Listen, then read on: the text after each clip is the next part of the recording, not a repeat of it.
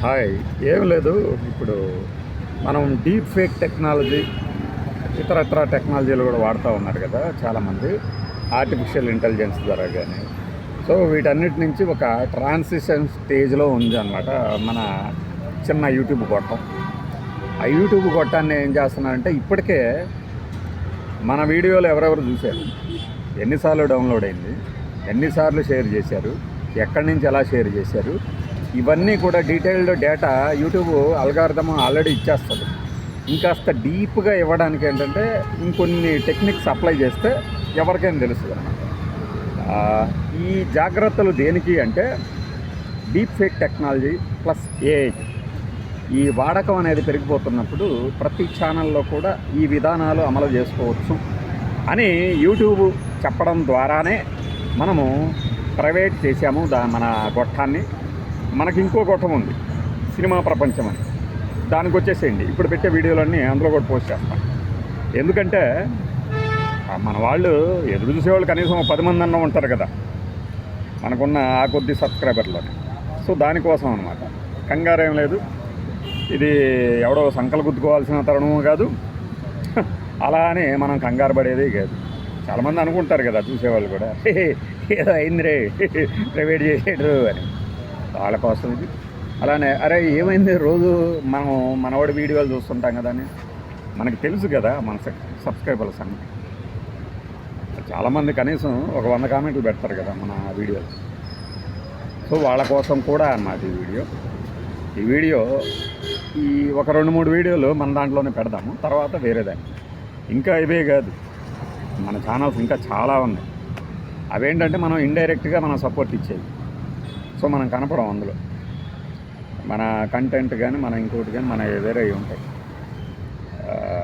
అందువల్ల చిన్న బ్రేక్ అనమాట. దాని గురించి ఏం పెద్ద కంగారు ఇందాక చెప్పాం కదా, సంకలు గుద్దుకునే వాళ్ళు కానీ కంగారు పడేవాళ్ళు కానీ ఇదేం అవసరం లేదు.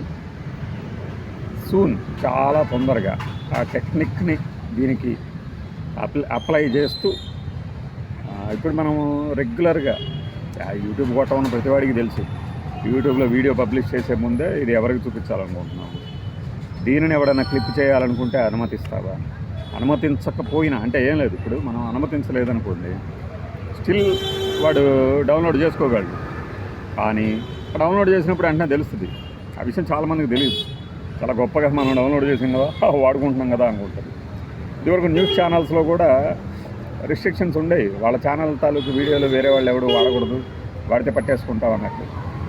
ఇప్పుడు అసలు వాళ్ళదాకా అవసరంలా, యూట్యూబే స్ట్రైక్ కొట్టేస్తుంది.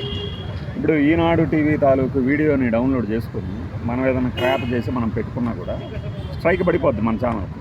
దానికి ఈనాడు వాళ్ళు ప్రత్యేకంగా ఏమి పెద్ద చర్యలు తీసుకోవట్లా.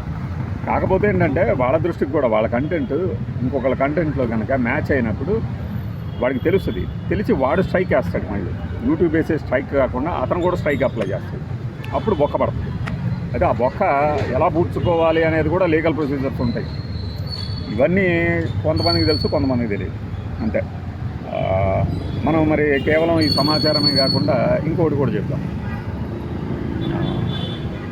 వక్ఫ్ చట్టం, వక్ఫ్ బోర్డుకు సంబంధించి ఆస్తుల్ని డిఫైన్ చేయటం కానీ మరొకటి కానీ ఎలా చేస్తారు మీరు, అలానే వక్ఫ్ బోర్డుల్లో నాన్ ముస్లిం అంటే ముస్లింలు కాకుండా వేరే వాళ్ళని ఎలా చేరుస్తారని నేను సుప్రీంకోర్టు అడిగింది. జెన్యూన్ క్వశ్చన్ అడుగుతూనే ఏమని, మరి హిందూ ఎండోమెంట్ బోర్డుల్లో కూడా హైందవేతరులను తీసుకుంటారా, అందుకు కేంద్రం అనుమతిస్తుందా అని అడిగితే తుషార్ మెహతా గారు సొలిసిటర్ జనరల్ ఆయన కేంద్రాన్ని అడిగి చెప్తానండి, నాకు కొద్దిగా టైం అయ్యింది అంటే ఒక వారం రోజులు వాయిదా ఇస్తుంది. వక్ఫ్ బోర్డు చట్టానికి సంబంధించి ఏంటంటే సవరణ చేసి కొత్త చట్టం కింద తీసుకొచ్చేది. నాకున్న డౌట్ ఏంటంటే ఇది రాష్ట్రాల అసెంబ్లీలు అన్నీ కూడా తీర్మానాలు చేయకపోయినా కూడా ఎలా ఇది గెజెట్ చేశారు అని. అఫ్కోర్స్ అది ఒక ఏమంటారు, అదొక వెసులుబాటు ఉంటుంది, చేసి ఉండొచ్చు. ఇంకొక ఆయన ఏమంటాడంటే మా ఆఫీస్లో ఆయన అడిగినప్పుడు ఏ స్టేట్కి ఆ స్టేట్ ఇది మేము అమలు చేయమని చెప్పొచ్చు, అదేం పెద్ద ఇదేం కాదు అంటాడు. కానీ అలా చెప్పొచ్చు అనడానికి వేరు. ఇప్పుడు కేంద్రం ఏర్పాటు చేసిన ఒక చట్టం పార్లమెంట్ ద్వారా దేశవ్యాప్తంగా అమలుకు వచ్చినప్పుడు మనవాడు నేను చెయ్యను అనడానికి కుదరదు కదా. దాని మీద మళ్ళీ కోర్టుకి వెళ్తే కోర్టు కూడా అవును నువ్వు చట్టం ఎందుకు అమలు చేయవా అని అడుగుతుంది. సో ఇవన్నీ ముందే ఈ హడ్డిల్స్ అన్నీ ముందు దాటుకోవడానికి ఆ రాష్ట్రాల అసెంబ్లీలన్నీ కూడా తీర్మానాలు చేసి పంపించినప్పుడు ఆ బిల్లుని మళ్ళీ ప్రవేశపెట్టి లోక్సభ, రాజ్యసభ, రాష్ట్రపతి ఈ 3 ఆమోదాలతో ఒక చట్టం అవుతుంది. మరి దీనికి సంబంధించి కూలంకషంగా చర్చ జరుగుతుంది. మేబీ ఇది ఏమన్నా ఒక ఏళ్ల తరబడి జరిగే ఒక లీగల్ బ్యాటిల్గా మారుతుందేమో అనేది నా డౌట్ అన్నమాట. బాయ్.